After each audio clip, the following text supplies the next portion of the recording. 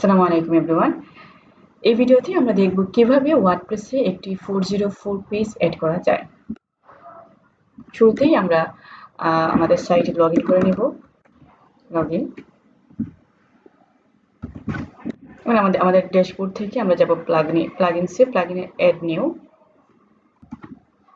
এখানে আমরা 404 লিখে সার্চ দিব। 404 পেজ। এখানে আমরা অনেকগুলো প্লাগইনস দেখতে পাচ্ছি। এখান থেকে আমরা স্মার্ট কাস্টম 404 এই প্লাগইনটা আমরা ইনস্টল করে নেব।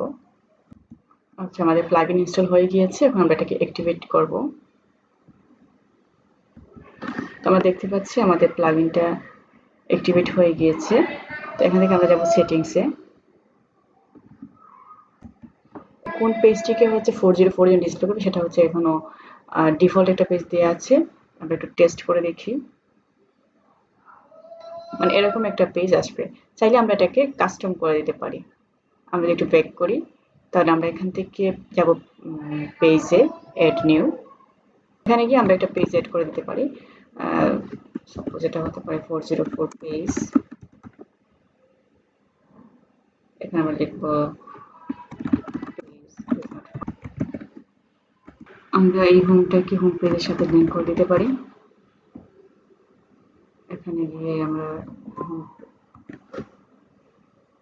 হোমটাকে আমরা এড করে নিলাম। ওপেনিং।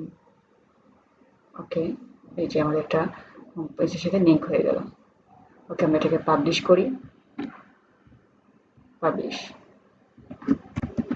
দেখতে পাচ্ছি আমাদের পেজ পাবলিশ হয়ে গিয়েছে। তো আমরা আমাদের আগের সেটিংসটাতে যাব এখন 404 পেজের। সো এখান থেকে আমরা একটা পেজ, এখানে 404 পেজ, এটাকে আমরা লিংক করে দিব। ওকে, এটাকে আমরা সেভ চেঞ্জেস। এখন আমরা দেখতে পাচ্ছি যে এটা এড হয়ে গিয়েছে। এখন আমরা টেস্ট 404 এরও আমরা একটু টেস্ট করে দেখব। সো যদি 404 হয় তাহলে আমাদের এরকম একটা পেজ আসবে এবং এখান থেকে আমরা হোম এটাকে ক্লিক করে আমরা হোমে চলে যেতে পারবো। এখানে হোমে চলে এসেছে।